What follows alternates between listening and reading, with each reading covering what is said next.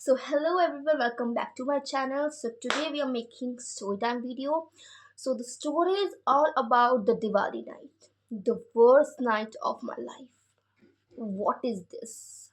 So the story is all about the night that सब enjoy करते हैं उस दिन. हम भी कर रहे थे, बट हमें क्या पता था कि हमारे साथ कुछ ऐसा हो जाएगा जो हमने कभी एक्सपेक्ट ही नहीं किया था. सो दिवाली का दिन था 20 अक्टूबर, मेरे बर्थडे से 2 दिन पहले. अक्टूबर का महीना, मेरी खुशी झलक रही थी कि मेरा बर्थडे आने वाला है, मेरा बर्थडे आने वाला है. बट मुझे नहीं पता था कि मेरे बर्थडे के 2 दिन पहले ये हो जाएगा. तो कहानी की शुरुआत होती है 20 अक्टूबर शाम 4 बजे थे. और 4 बजे मैंने डिसाइड किया कि मैं बनाऊंगी एक रंगोली, क्योंकि दिवाली है. मेरी मम्मी मुझे बोल के गई थी कि एक रंगोली आप बना के रखना. हमें नहीं पता था जिसे हम सजा रहे हैं वो कुछ टाइम बाद जल के राख हो जाएगा. एक अंकल ऊपर से आके कह रहे हैं कि बेटा आपकी रंगोली अच्छी नहीं लग रही और देखना रहेगी मेरी, लोग लात वात मार के चले जाएंगे. रंगोली बनाते बनाते मुझको बज गए होंगे 5 करीबन. तो मेरी मम्मी ऑफिस से घर आई और उन्होंने सब कुछ डेकोरेशन किया, पूजा हुई घर में, क्योंकि ऑब्वियसली इट्स दिवाली, पूजा तो करनी ही पड़ती है. तो इतने प्लान्स कर रखे थे कि मैं मेरे फ्रेंड्स के साथ जाऊंगी. थैंक्स टू गॉड कि मैं मेरे फ्रेंड्स के साथ नहीं गई, क्योंकि अगर मैं मेरी फ्रेंड्स के साथ जाती तो मैं टाइम से घर आती. देन मेरी मौसी का मुझे कॉल आया, एंजल को और गुनगुन को भेज दो, हमें गुड़गांव DLF जाना है. हम DLF गुड़गांव गए और मेरे घर पे मेरी मम्मी और मेरे पापा और मेरा एक लौता कुत्ता, ये बिल्डिंग में लग गई आग. वो आग ऐसी थी कि आई कांट इमेजिन कि अगर मैं होती तो मैं तो उस दिन पक्का ही मर जाती. इम्पॉर्टेंट क्वेश्चन कि आग लगी कैसे. तो हमारे बिल्डिंग के अपस्टेयर्स टेरेस पे एक फैमिली रहती है, उनके रिलेटिव आए थे.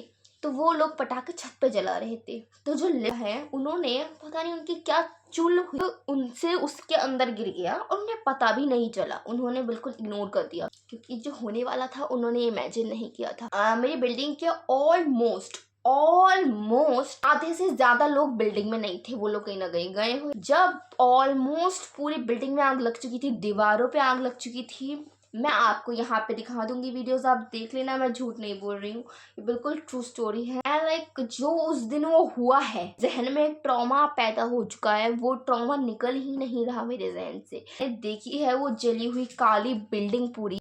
इसी बीच जब मैं DLF घूम रही थी, मेरी मम्मी ने मुझे 2 बार फ़ोन किया और उन्होंने बोला घर कब आओगे, हमें टाइम लगेगा, 1 या 2 बज जाएंगे. फिर मुझे एक और, उसके बाद मेरी मम्मी ने मुझे एक और बार 1:30 पे फ़ोन किया था. 1:30 पे फ़ोन किया उन्होंने मुझे और बोला कब आ रहे हो.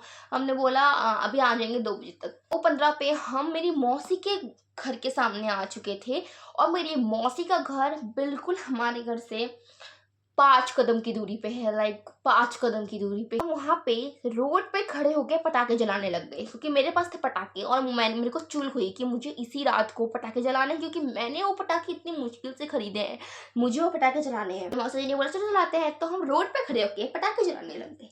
दिवाली के दिन रात को 2:30 बजे पुलिस वाले आ गए हमारे पास और पुलिस वाले आगे बोलने लग गए अभी कर क्या रहे हो, इतनी रात को आप यहाँ पे खड़े हो और आप पटाखे फोड़ रहे हो, चोर घूम रहे हैं, आपको कुछ हो गया, आप हमारे पास ही आओगे. तो हमने उनकी बातों को सर आंखों पे रख के हमने बंद कर दिया. फिर तभी मेरी मम्मी का एक और बार फ़ोन आया और हमें लगा कि वो नॉर्मली बोलेंगे कि घर कब आओगे, ब्ला ब्ला. आग लग गई है, चिल्लियाँ रो रही थी वो, काँप रही थी वो. तो जब तक वो नीचे पहुंची, उनका जो पूरा सूट था वो पूरा जल चुका था. मैंने मेरी हील उठाई हाथ में और मैं भाग गई. मुझे डर नहीं लगा कि कौन मुझे रोड में पकड़ लेगा, चोर, कौन मुझे गुंडा पकड़ लेगा, कौन मुझे मार देगा. मुझे कुछ डर नहीं लगा. उस टाइम मेरे माइंड में बस एक चीज़ थी कि मुझे मेरी मम्मी तक अभी पहुंचना है, क्योंकि मुझे पता है मेरी मम्मी की हेल्थ इतनी ख़राब रहती है. उस हालत में वो एक कुत्ते को लेके नीचे बैठी हुई है, कुत्ता भी भौंक रहा है डर के मारे. बहुत ज़्यादा पैनिक लोग हो चुके हैं, क्योंकि उस टाइम दिमाग में कुछ नहीं आता, सिर्फ आता है कि हम बचें कैसे. मम्मी जब बिल्डिंग से नीचे नहीं निकली थी, तब मेरे पापा और मेरी मम्मी हमारा जो दूसरा वाला रूम है उस रूम को लॉक कर दिए. उन्होंने सोचा कि जब तक यहाँ पे आग आएगी हम बालकनी से कहीं से निकलने की कुछ ट्राई करेंगे. But unfortunately at the end वो बाहर गेट से ही निकले आग में से. तो वो बालकनी में खड़े होकर चिल्ला रहे हैं कि हमें बचाओ बचाओ बचाओ बचाओ.